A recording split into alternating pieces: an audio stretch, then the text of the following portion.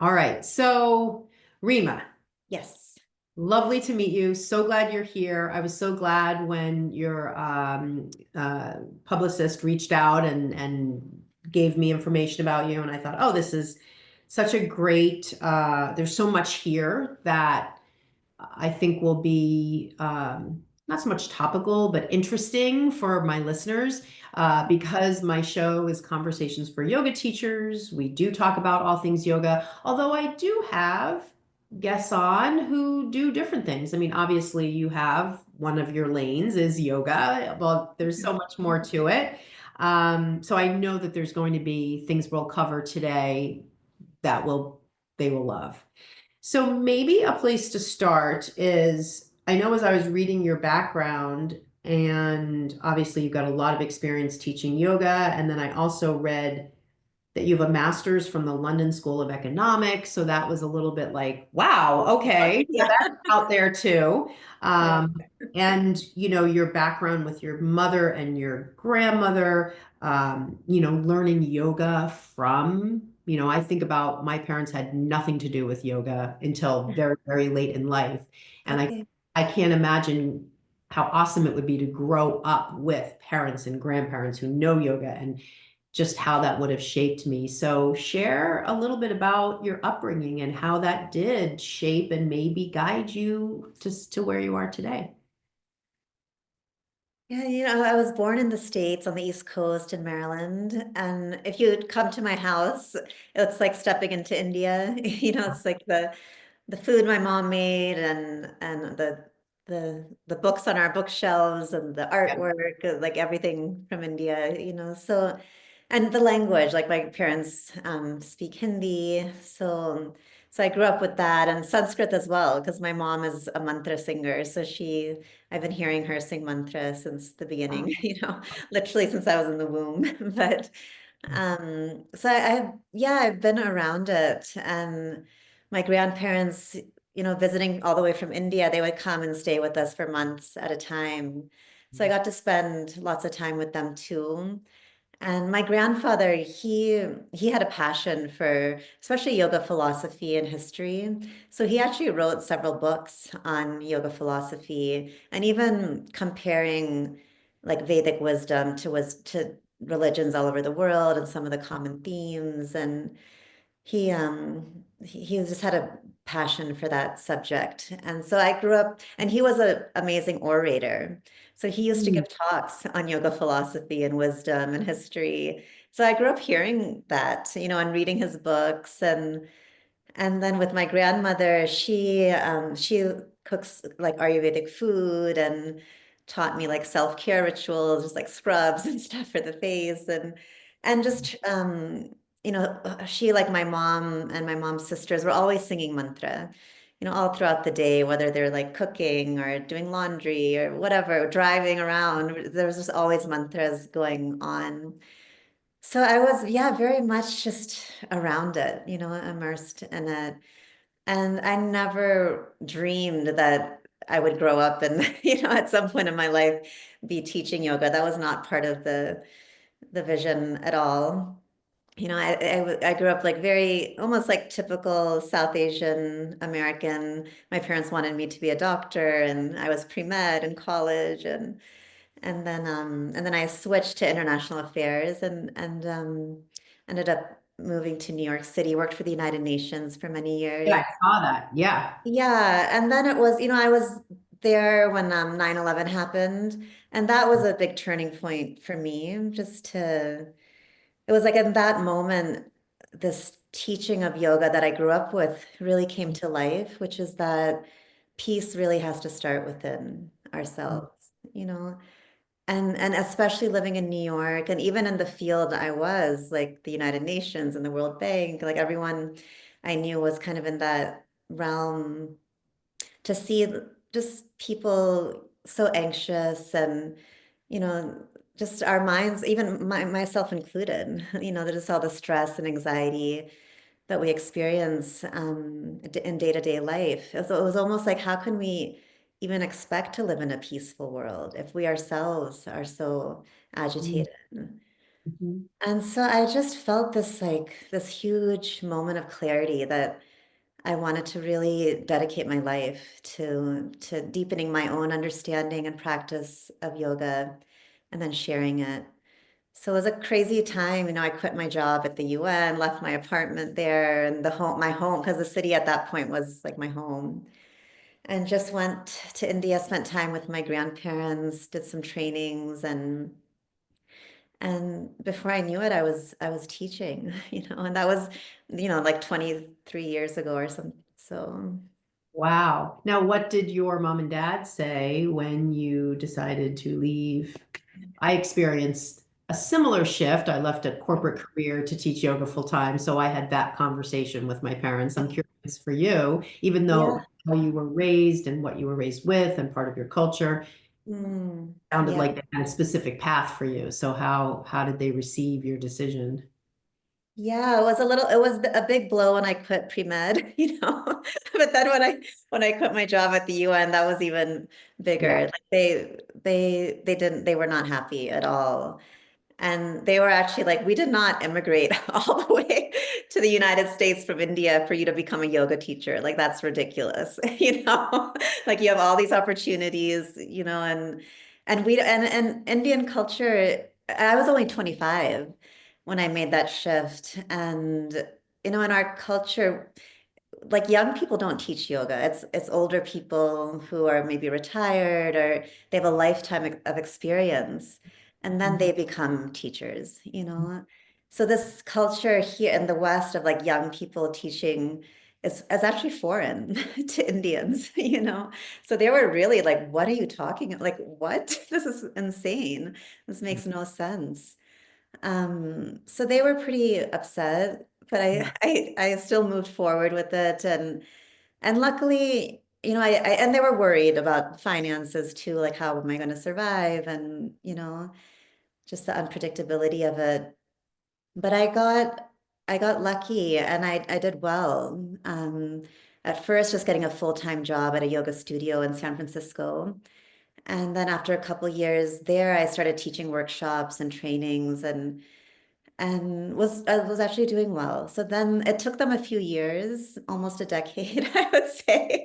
But then I mean, they started to become happy, and now they're very, glad about it. Yeah. Yeah. I'm curious too, when you mentioned your grandfather, how he was an orator and spoke on yoga philosophy, and you grew up obviously around him. And I think about the experience of so many yoga teachers for whom understanding yoga philosophy is hard. And there's Yeah.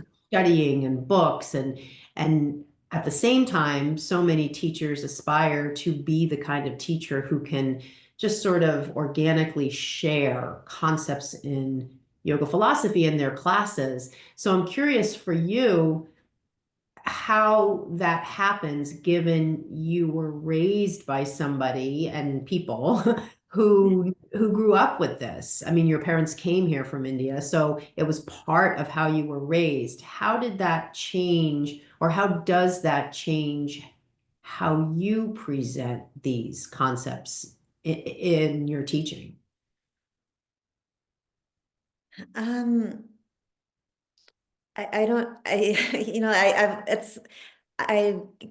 get feedback that my classes are very different, and because I'm constantly weaving the wisdom into the Mhm. practices. And because as I've taught, people have appreciated that so much. That's really why I wrote the book, The Yogi's Way, is that I think we all know as yoga teachers that yoga is much more than asana. We all know that. But then, like, what are the teachings on the mind, and what are the teachings on consciousness? And how Mhm. do we bring them into our practices and into our lives? Like, how do we really apply them? Mhm. Um, I wrote the book to answer those questions because I find that it is difficult. Like yoga philosophy, it's tricky. It's tricky. Like I'm lucky I grew up with Sanskrit, and I can read and write in the language and read the text. And I feel so fortunate that basically a product of two very different worlds because I can understand the wisdom and the philosophy, but I also understand the Western mind. So as I've taught over the last 2 decades, I've realized, like in the book, I talk about Swadharma. It's a Sanskrit word, and it means like your higher purpose, like the very specific gifts that you are born to bring into the world, to contribute to the world. And I feel like my Swadharma is really bringing those wisdom teachings to like the Western mind and in a way that we can really grasp it and apply it to our lives. So I feel like that's what I've been doing and refining over the last 20 years. And so the juiciest wisdom is what I put into this book, which I feel like can really, that's like relatable to the world that we live in today, and just very practical guidelines on applying them. Mhm. So this is a perfect jumping off point to talk about the Yogi's Way, Transform Your Mind, Health, and Reality. So this is a book you wrote. Tell me a little bit about, I mean, you're telling me a little bit about it now. What inspired you to write the book, and especially this idea of sort of straddling the ancient wisdom with the modern day culture, not just for people walking around, but for yoga teachers too. What kinds of lessons are in there that help people to do that? Sure. In the book, I focus a lot on kleshas, which is another Sanskrit word, which translates to mind poisons or destructive emotions. And those are such strong words, right? Like poisons, destructive. And it just points to the understanding the yogis had of the power of the mind. Like the mind is so amazing. It can be a platform for creativity and peace and purpose and freedom and all these amazing things. But the mind is also powerful in the way that it can destroy us. And so there was a point on my path about 10 years ago when I was having a really hard time in my personal life. I have a 13-year-old daughter, and at the time she was 3, and her dad and I were going through a separation. And that was just very devastating and heartbreaking for me. And at some point, I realized that I'm experiencing all the major kleshas, which, like in the Yoga Sutras, it's the 5 major kleshas are identified as attachment, anger, fear, isolation, and I was experiencing all of them. And like other kleshas are sorrow, anxiety, jealousy. And yeah, this separation, it just kind of brought me to my lowest point. And it wasn't just for like a day, it was for weeks and months that I was Yeah. struggling with these states of minds and these emotions. It was really interesting to me because I was like, just to observe myself, because I was just like, wow, like I grew up with yoga. And at that point, I had been teaching for at least 10, 12 years and teaching pretty successfully. But still, after all that experience, when I was at my lowest, I still couldn't like get a hold of my mind. I could feel the truth of what's written in the text, which is like the mind can be our best friend or it can be our worst enemy. Like and when it's our enemy, it can really like strip us of our vitality. Like those kinds of thoughts and emotions, they can just leave us exhausted and stuck and even sick. So I was experiencing the truth of that, and I was honestly having such a hard time that just like being alone with this small child, I decided to move across the country and move back into my parents' home. When my daughter was 3, the two of us moved back to, and it was like a moment of humility and desperation. I was like, I'm just gonna like lean on my parents for a moment and just, get some support. And so while I was at home with them, when I was finally like able to relax a little bit, I would like look around and I would notice, my parents' bookshelves. Again, they're filled with like books of yoga philosophy and wisdom.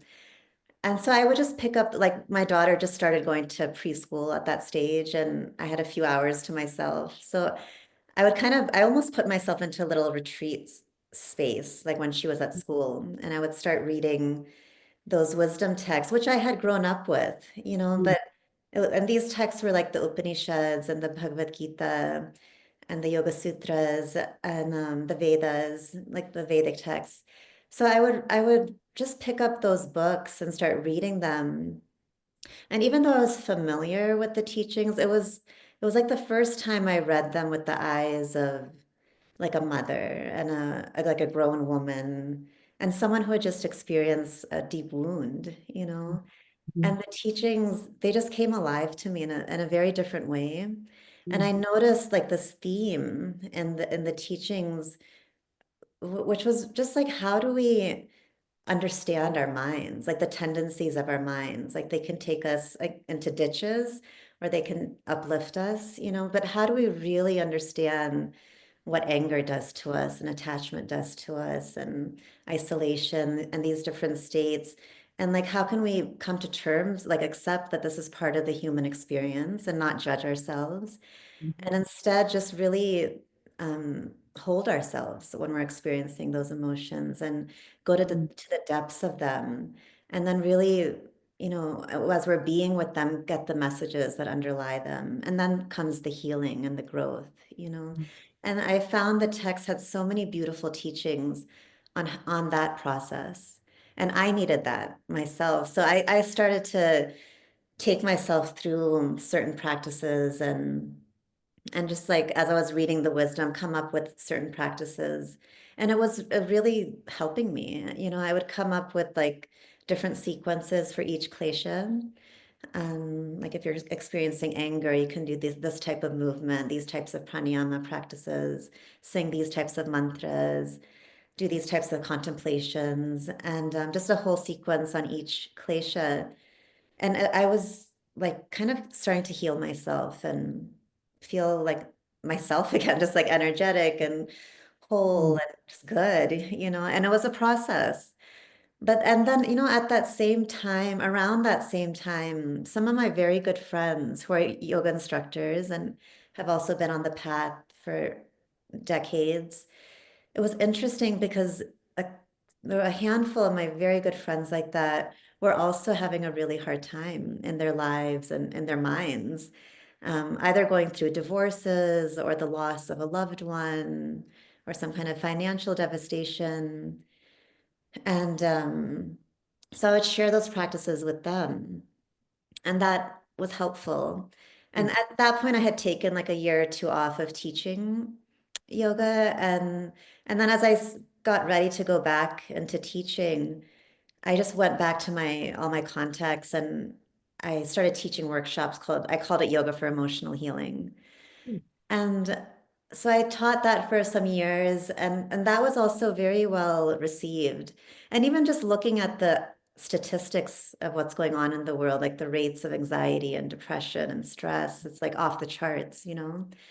So a combination of my own experience and the feedback I got teaching and then reading the statistics, I started to feel like I should write a book and get these teachings out more than I could if I was just traveling and teaching, because we're like, we only have so much energy to do that. So I thought if I write a book, then I can reach more people.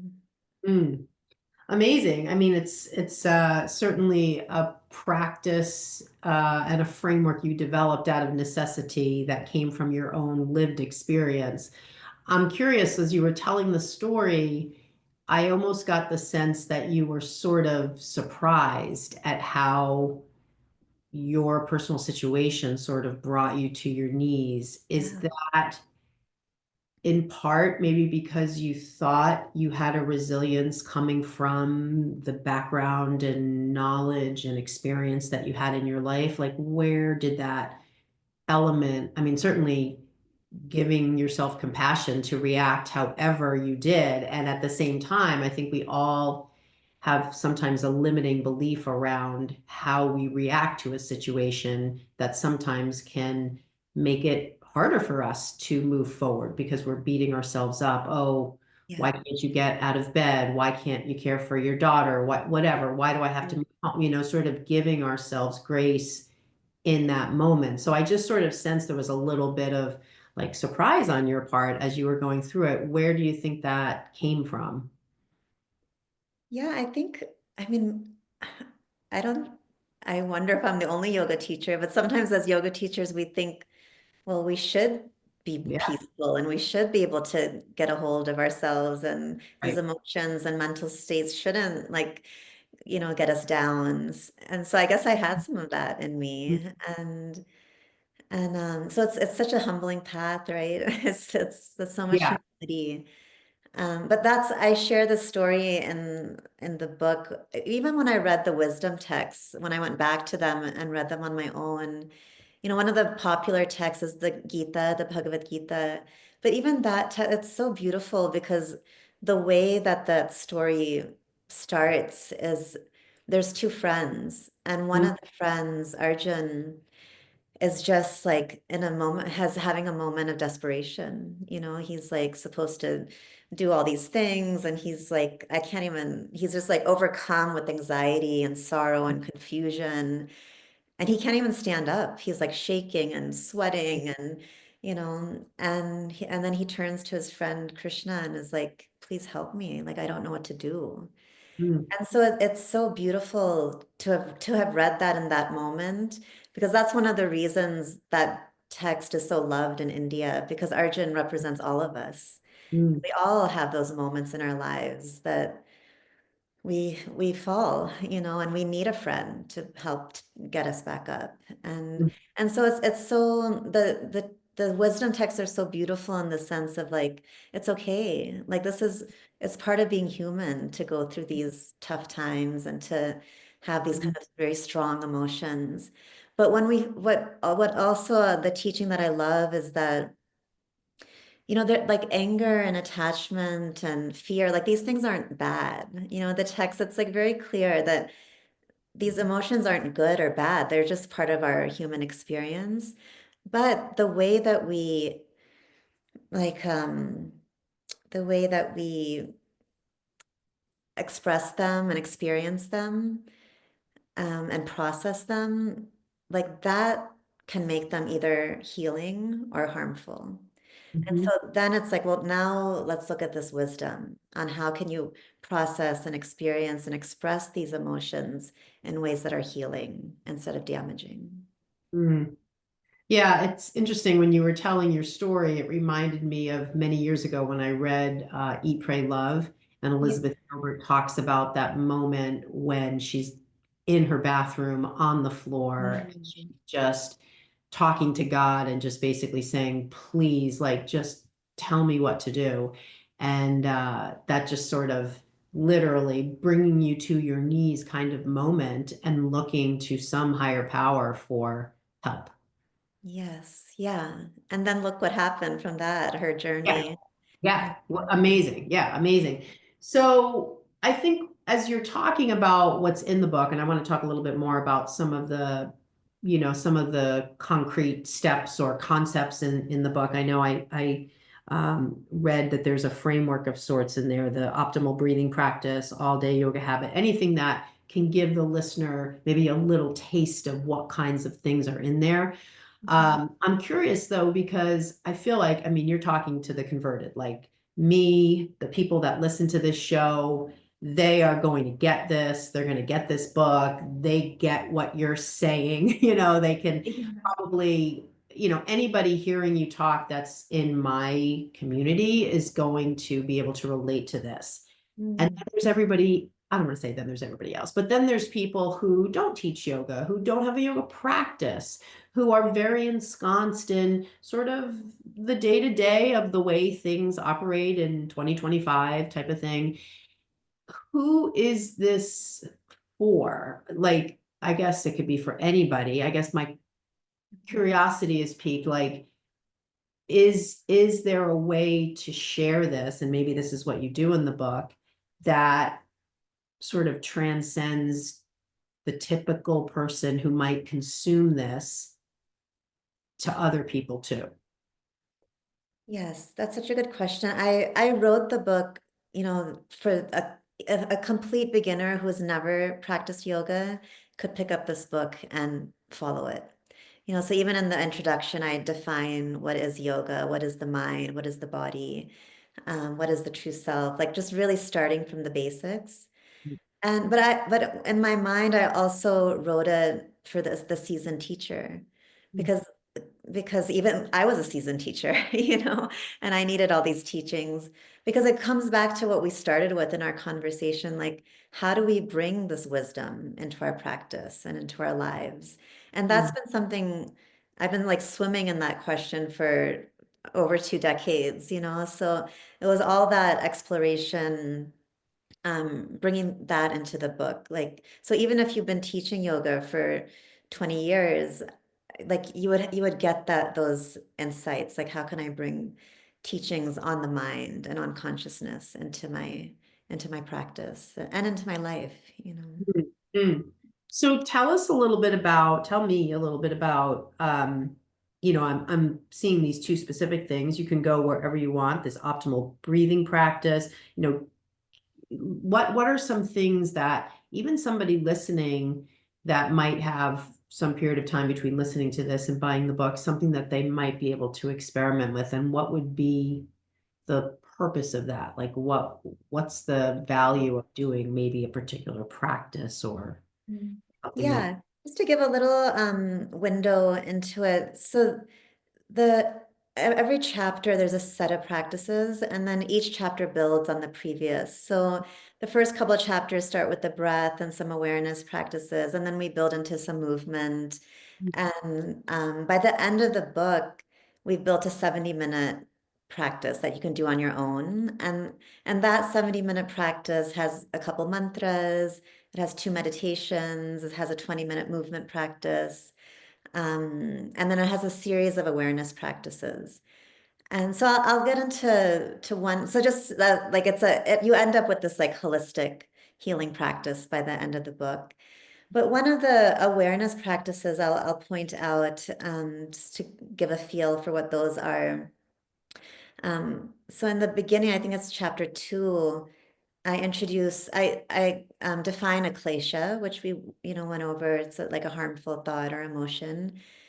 And then we look into the major kleshas, which again are anger, attachment, fear, separation, delusion, mistaking illusion for reality, and then sorrow, anxiety, jealousy. Those are some of the major kleshas. So in chapter 2, one of the things we do is just to identify, like, what are my major kleshas? Like when I'm in the thick of it, what do I experience most? Is it jealousy? Is it fear? Is it attachment? Is it anger? Just identifying them. And that in itself is really like a big part of the work. It's amazing. Like sometimes when you're, just like gripped by one of those kleshas, just to say, oh, that's attachment. Like I'm grasping right now.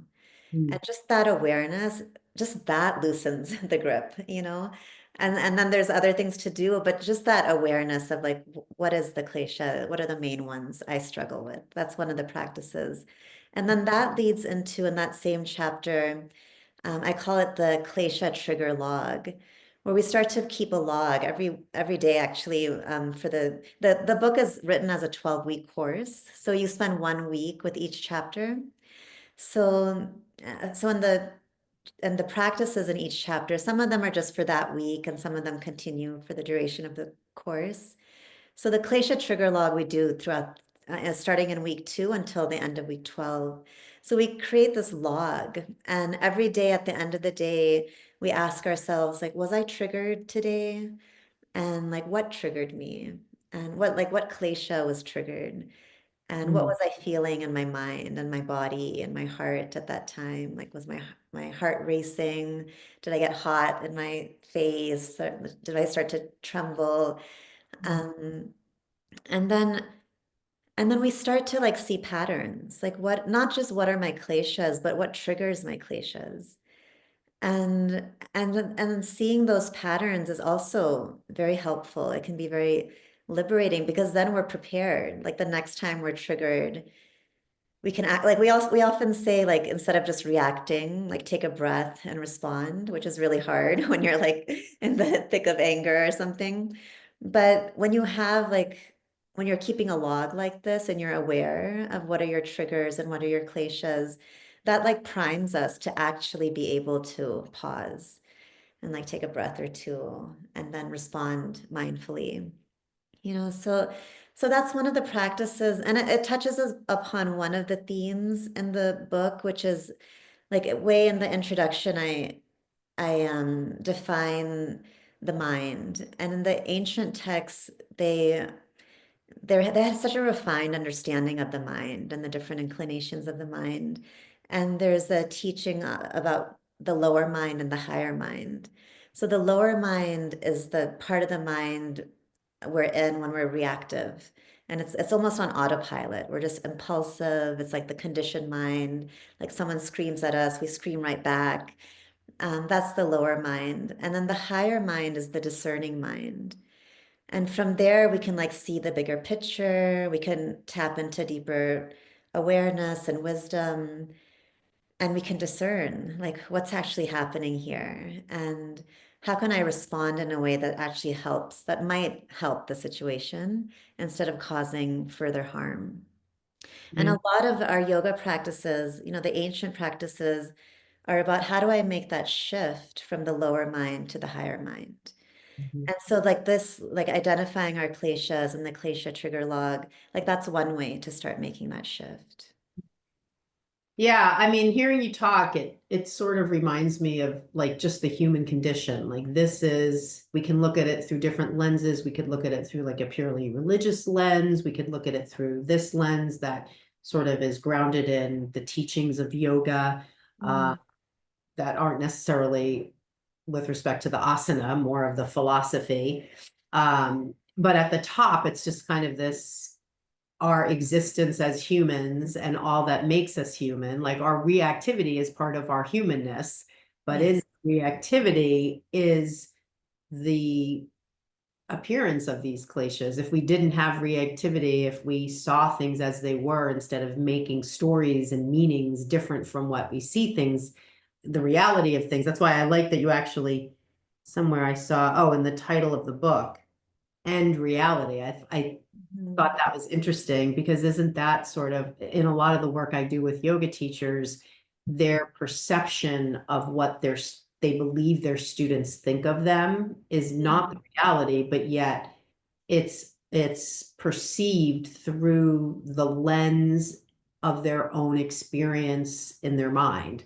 So that can cause all sorts of feelings of disconnect and lack of connection with their students and feelings of stress and things like that. So yeah, so as you were talking too, the other thing that came to my mind, and I really loved one of the questions that was here, and maybe this is actually something I am not well versed in at all, so I'd love to hear you speak on it, is this idea of the subtle body and the physical body. I mean, I feel like this is such an esoteric concept, and yet there is such value in understanding the difference. And listening to you talk, you're talking about so much of what is in a person's experience of the world, which they can feel on the physical level and they can also feel in other ways, which probably are more in this subtle body arena. So give Mhm. me an idea of how would you describe that difference? The subtle body, the physical body, what's that about? It's so interesting. Like in the ancient yoga texts, just the definition of body, Mm, they define the body as having 5 layers. So the first layer of the body is the physical body. It's the part of the body we see when we look in the mirror that we can touch and our flesh and bones and but that's one layer of the body. Whereas in the West, that's the body, right? But then underneath the physical body, the next layer is the energetic body. And then underneath the and so in the energetic body, that's like the prana, our vital force, our energy. The chakras are related to the energetic body, the vayus, which are channels of movement. So that's like the energetic body. And then under the energetic body it's called the mental sheath, the mental body, which is that lower mind, actually, our impulsive thoughts and emotions and reactions.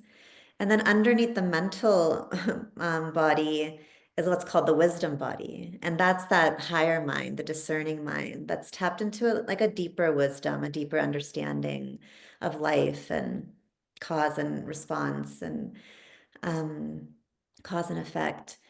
And then the deepest layer underneath that wisdom body is called the bliss body. And that's just like um, spaciousness, peace. That's where, if we can tap into that deepest layer, that's where we start to experience things like clarity and insight and innovation, innovative ideas, and just like groundedness and peace. So the definition of body includes all of that. And besides that first layer, which is the physical body, those other four layers, that's considered the subtle body. So then it gets really interesting because remember, the first layer of the subtle body is the energetic, and then the mental, the mind, the thoughts, emotions, the wisdom, which is also linked to our thoughts and emotions, and then the bliss body. So if you look at the second layer, it's like, well, okay, there's the energetic body, and the yogis will say, and this truth is found also in Taoism and other Eastern wisdom traditions, which is that the energetic body determines the state of the physical body. So whatever's happening inside of us energetically, that's going to determine the state of our physical body and even the way we experience the physical world. So then we look at the energetic body. Well, what's determining the state of our energetic body? Then we go deeper. It's our thoughts and our emotions that are affecting our energy, which is affecting our physical reality. So then a big part of the practice becomes working with our thoughts and emotions and really understanding what are the types of thoughts and emotions and reactions and responses that are creating knots and blocks in my subtle energetic body, and what are the kinds of thoughts and emotions that are creating openings and expansion. And then and then that's the transformation. We start to work on, like, not without any judgment, just noticing what are the thoughts and emotions I'm having that are harming myself, that are creating knots. In Sanskrit, they're called granthis. Granthis are knots in the energetic body, which can lead to disease in the physical body. And in Sanskrit, the technical definition of granthi is a very difficult knot to untie, which is why, like in the book, I emphasize the importance of a holistic practice, because to really loosen those granthis, to really loosen those knots and blocks, it's like we have to work at the level of our physical body and our mind and our emotions and our breath, like all of it. And then we have a chance to really loosen the granthis and get prana flowing. So asana is an amazing practice. It's very powerful. It can help to start loosen some of those granthis.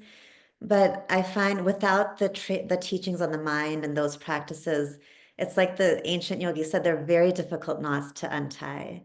So it's like we have to bring in those teachings on the mind and on consciousness, and then really loosen them and free ourselves of those blocks.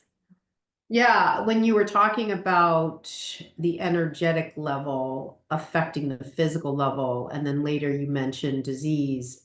Before you even mentioned disease, I was thinking that because I was thinking, how many times do we read about the effect of stress on the physical body, especially if we just look at it through the lens of medicine and the clinical arena, stress, cortisol increases, inflammatory response in the body. Like, we can be really scientific and sort of just for a moment take the yoga component to the side. But then if we frame it in the context of what you're talking about, we can see, well, stress lives in the energetic body, and then below that, the mental component what we think about what we're experiencing, what we think about ourselves, limiting beliefs we have, the ego, and all of that can feed that energetic level in a negative way. And now we'll have the physical manifestation of all of those negative emotions. So I think it's so interesting, we're not talking about things through the lens of medicine and the clinical application of this, but yet that's a huge part of it. It's huge. And I understand the skepticism because it does sound like, does this like is this real? So, in the book I bring in a lot of science, like what Western science now is finding. And there's so many findings that support these very teachings of that the yogis knew, that our thoughts and emotions affect our physical health. There's like countless studies now from Western research that shows that this is in fact true, that anger and jealousy and feelings of isolation and loneliness, they can actually lead to physical illness. And then emotions like hope and love and forgiveness, they actually can support healing and recovery. So it's amazing that it's such a big thing in science now that quote unquote new science is proving like what the yogis knew was true. Yeah, very true. I mean, there's so many examples. I remember I was listening to something with Joe Dispenza, and I haven't cross-checked this, but he was just talking about during meditation, the release of oxytocin, which is a feel-good hormone, and the vasodilation effect on the cardiac arteries, and how that creates that sense of heartfulness. We can kind of look at it through the lens of energetics, but we could also tie it to actual biology, the reaction of the body to being calm. And we know, of course, as yogis, deep breathing triggers the parasympathetic nervous system. So even if we just stay there, we have plenty of science to back up the downregulation of the sympathetic nervous system when the parasympathetic takes over, and all the benefits there. Uh, so I love that. So, back to that question, the subtle body. So the word subtle, is it that there's these layers, and so it's not just what we see, the physical? Is that the point? Exactly. It's like, I feel like one of the gifts of yoga is like teaching us to be able to perceive things beyond the physical, like, the invisible realms. Like we can't see prana, but we can feel it. And it is medically proven that deep breathing is more beneficial than shallow breathing. And you can't see the breath, you can't see the subtle body, but the breath obviously is there. And then when you're in deeper states of meditation, you start to be able to connect with the chakras and the vayus, these aspects of the subtle body. And it continues to amaze me the refinement of understanding that the yogis had, because I think science is honestly still catching up to their wisdom. Like science now knows, without a doubt that our thoughts and emotions affect our physical health. But the yogis, they understood that which like certain types of thoughts and certain types of emotions affect this particular part of the energetic body, which then affects this particular part of the physical body. And so then if you have that understanding, then you can do certain practices that affect that part of the subtle and physical body. So I feel like they had that level of refinement. Mm. You know? Yeah, it sort of reminds me of like medicine men, medicine women, Mhm. acupuncture, meridian Yes. Mhm. body, acupressure Yes. points, Yeah.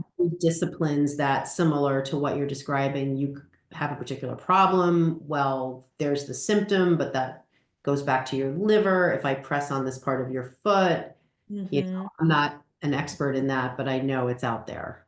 Absolutely. Yeah. There's a lot of, I think that Chinese and Indian, Yes. there are a lot of similarities. Yes, I forgot that's from another discipline, but yes, yeah. Yeah, but very similar.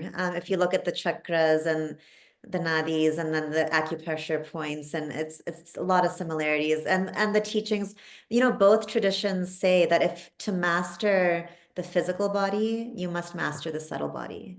Oh yeah. I mean, That's like, I wasn't aware of these layers. It's funny because I teach anatomy, and that's a huge part of my passion and expertise. yeah. When I think of the layers of the body, I think epidermis, adipose, superficial fascia, deep Yeah, fat, muscle. right? Yeah. Right? I can go to the other place, and I have a huge appreciation and love for these kinds of conversations. It's just that a lot of what I do lives in that one layer, that physical layer. And even if we just look at that one layer, the physical body, Huge. yet we appreciate the physical layers I just described. Even with just that, there's Mm. so much of all the other layers that affect that layer. And if I'm just teaching yoga, thinking about the muscles and forgetting about the fascia, both superficial and deep, there's a whole area I could be speaking to that benefit my students.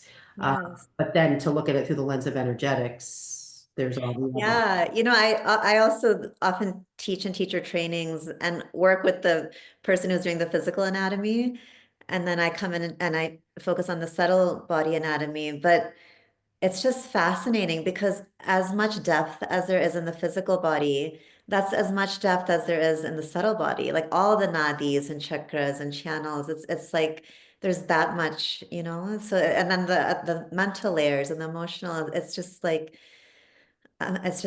the depth is like amazing, Yeah.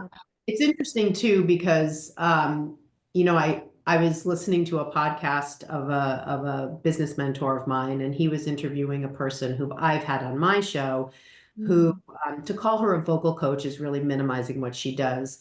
She, I guess, just for the person listening, you could consider it a vocal coach, but she goes so much deeper into how your voice is a reflection of all the different things that you believe about yourself. And she Wow. talks about the layers of your voice. And I was listening, her name is Tracy Goodwin, and I was listening to her conversation with James Wedmore today. And she was talking about when she works with a client, and when I had her on my show, we talked about the voice of a yoga teacher and how through the voice, both the tone and the pace and the inflections of the voice, it's almost like there's a tell. Like if I'm sharing a cue and I'm not really sure of the reason for the cue, maybe my voice will go up a little bit. Or Right. if I'm really uncomfortable because I don't feel qualified to be teaching the class. I might talk a lot because I'm really nervous. There's lots of different things. And she Yeah. talks about the layers of the voice. So it's just interesting. When you were talking, I was reminded of that and just thinking about all of what's in these layers, especially if it's unhealthy or the knots that you're talking about. It all manifests through the 3D. Yes, And it's like, absolutely. are we seeing it? Oftentimes, I'm the problem, it's me. I don't see it. Someone Right, else right, might right. see it. Like your students might take your class and think, gosh, this person seems really nervous, or this person seems really unsure. But Hmm. I might not see it, or maybe I feel it, but I'm not sure of the origin because I don't have that sort of seer perspective. I'm not looking down on myself, Right. Yeah. observing myself. I'm just in that emotion and reactivity. Like I'm freaking out. These people are looking at me. I feel nervous. And Yeah. I take that pause. I mean, this is a lot of the work that I do with teachers. Unless I take that pause, I don't have an opportunity to just objectively assess like what's going on here. Mm. Where is this reactivity coming from? Yeah. Yeah. That's great. There's a lot of teaching yoga is ripe for us to notice all these things just in ourselves. Totally. Yeah. I found over the past several years, as I've worked with more and more teachers in my one-on-one program, there's something very triggering about teaching yoga. And Mm. it's the sort of thing I think of when Brene Brown talks about that Eisenhower quote, like, unless you're in the arena, you don't have any, I don't want to hear it, right? Yeah, And I sure. oftentimes hear this from teachers when they say, I'm having this problem or that problem. And a lot of it has to do with how people are perceiving me, how I perceive myself, things like that. But then I go home and I talk to my husband or wife or partner or whatever, and they just don't understand it. Mm, And I always say, like, you can't really talk to them because yeah, unless you teach yoga, it's right. really hard to understand. It's even different. I mean, I had a corporate life for 20 years. It's even different from when I did corporate presentations, like, from your background, right? It's different from business type presentations or talking in front of people. It's a Oh, very, yeah. I think it's in large part this overlay of the philosophy that people oftentimes Mhm. feel like, who am I to Mm, think that I can teach this ancient practice? mhm.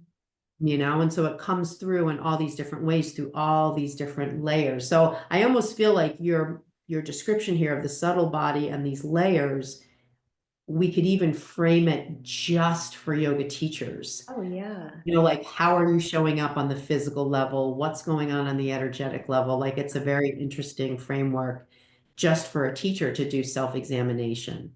Yeah. So, And then it's a practice to ultimately yoga on a subtle body level, the purpose is to be rooted in that bliss layer.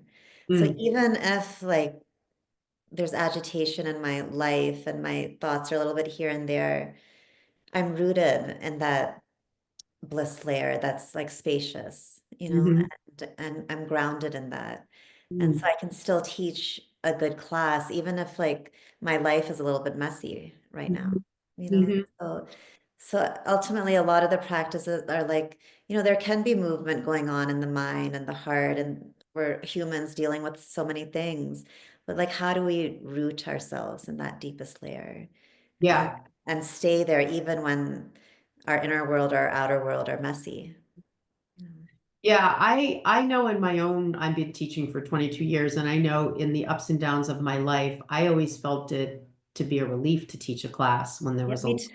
Yeah, I was absolutely. like, because I really didn't think for that hour, I didn't think of the problems. Yeah, yeah. I could really, especially I have a long history of teaching children. There is Mm. no way you can think of anything else besides Right. what we're doing when you've got a bunch of preschoolers, Oh and you're yeah. 1, right? But Yeah. even in adults, I always felt it when I left the class, like, oh, I didn't think about that problem for an hour, and what a gift it was to not Hmm. have that on my mind. Yeah. And that sort of brings up, I want to ask you just one more question, which you're definitely qualified to speak on. Every once in a while, I've been on the socials for a long time and I do a lot of videos and that sort of thing. And every once in a while, I'll get someone from India or someone who grew up in the United States, but they have an Indian heritage, and they will bring up this idea of, you know, yoga in the United States is not yoga. And, they'll comment on my video in a way that's, basically saying, like, especially because a lot, and this isn't about me, but I'm just using me as an example. There's lots of different directions we can take it, but especially because a lot of what I focus on is anatomy. How do you share anatomy? Different frameworks for doing that. It's very much in that physical plane. You're Hmm. definitely not going to find a lot of videos on my page about yoga philosophy, although I've talked about different concepts. I've talked about a framework for sharing yoga philosophy.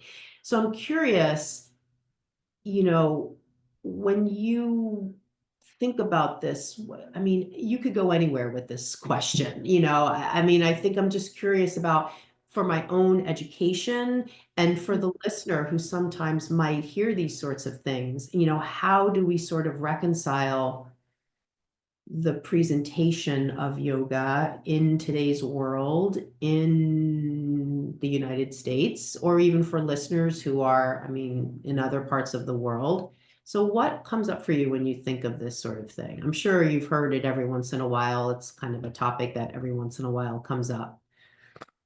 Yeah. Just as you're speaking, it's so obvious to me that like the foundation of all of this is knowing that we're a team. Mm, Like I could not teach the things you teach. Like my level of physical knowledge and physical anatomy is nowhere near yours, you know? So it's like all of us can't do all of it. Like yoga is such a huge topic. It's such a huge practice with all these layers that we touched upon. And so if you exist and you have this capacity to teach the physical and help yoga teachers, teach classes where the students are safe in their bodies and there's no injuries taking place, and this is how you give a modification and this is how you give an adjustment, and when there's an injury, like this is all so valuable and so necessary, and like thank you for your knowledge and for sharing it. Like that's all that I feel is like I like respect, and like we're a team, like all of us yoga teachers, we're in this together and we're all doing our best. And like the foundation of this path is unity and compassion and understanding. So like I understand that it's hard to grasp some of the philosophy, and it's really hard to weave it into our classes and to articulate even the wisdom, And I understand that that's something that I can offer, like in this in this huge field of yoga and all that it encompasses, like that's something that I can focus on because that's what I'm good at, So it's not like no one's good or bad or right or wrong. It's just like this is your gift, this is my Mm. gift, and Yeah. let's just all see each other as a team because Yeah. that's what we are. And in the book I quote my grandfather because his knowledge was so deep. And I at the last time I saw him, I asked, like, if there was one piece of wisdom that you could share, what would it be? It's making me emotional. But he said, forget about these labels of Indian, American, Pakistani, Hindu, Muslim, Christian, and just see each other as kin, as Mm. brother and sister. And his favorite quote from the Vedas is in Sanskrit, it's Vasudev Kutumbakam, which means we are one family. And Mm. that's what yoga, like we're loosening these knots in our body and in our mind so that we can experience that Mhm. directly, like in every fiber of our being, that truth that we're in this together, we're Mhm. interconnected, like we're all here to support and uplift each other. Mhm. And the more we each like live our Swadharma and live to our higher purpose, the net that holds us all is going to strengthen. Mhm. So there's no struggle, there's no fight, there's nothing to argue about. It's just like, okay, what are your strengths and what are your strengths and where are the gaps and how can we work together to better represent and understand yoga, you know? Mhm. So they're Yeah, different. that's beautiful. And I mean, certainly the more yoga out there, regardless of what it looks like, the more it encourages people to even just practice the asana, even if we Yes. never spoke in our classes about yoga philosophy, I mean, the asana is one of the limbs. It's not like it's off in some other arena, right? And more yoga is only a good thing. I agree. Yeah, it is a good thing. And we can acknowledge that there's room, Mm.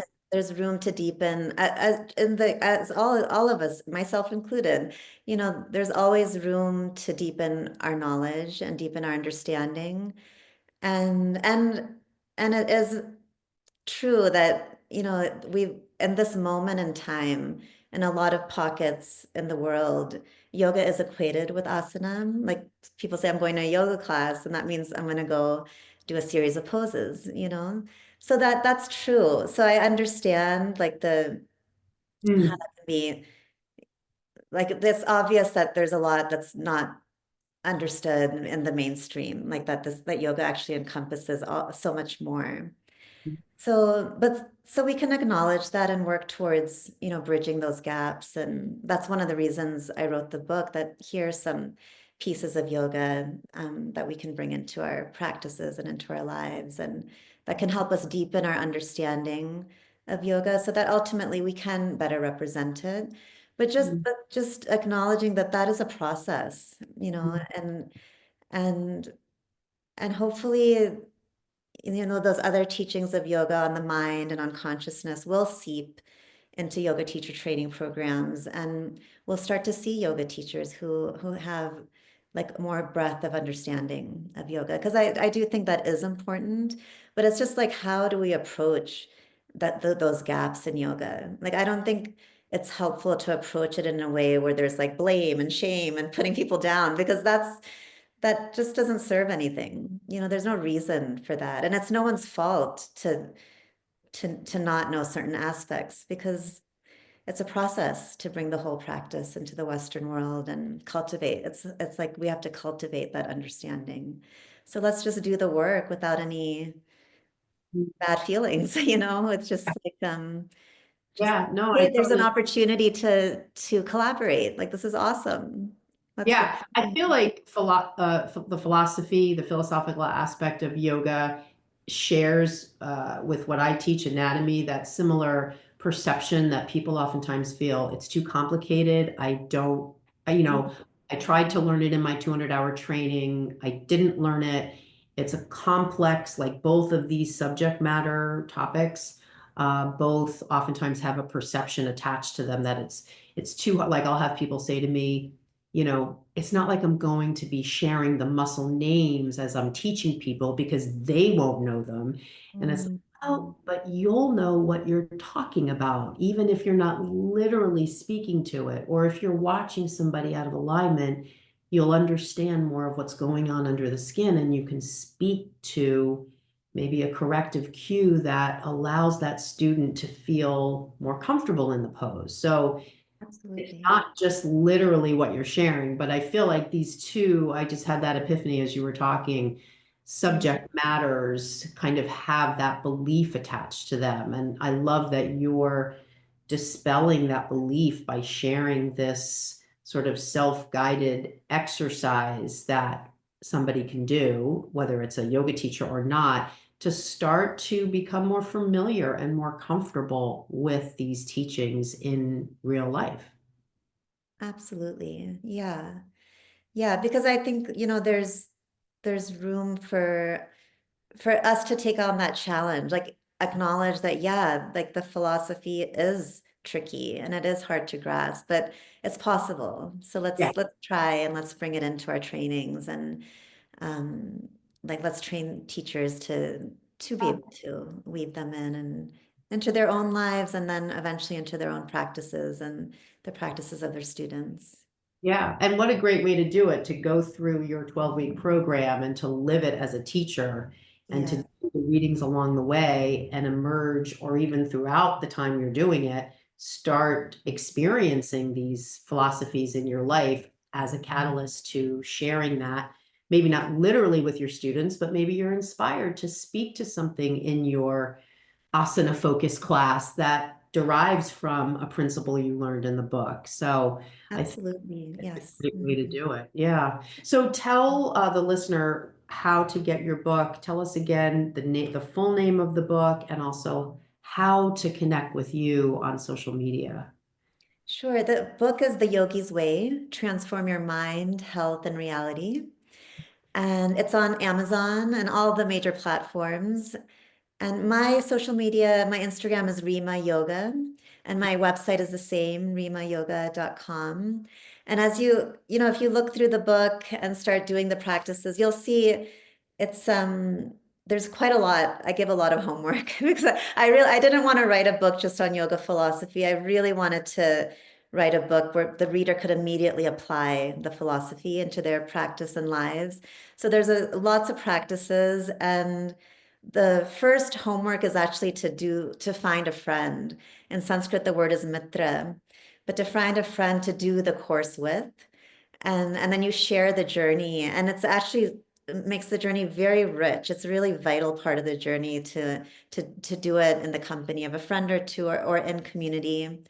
And then you have an outlet to share your experiences. Like, I did this practice and this is what I experienced. These are my questions.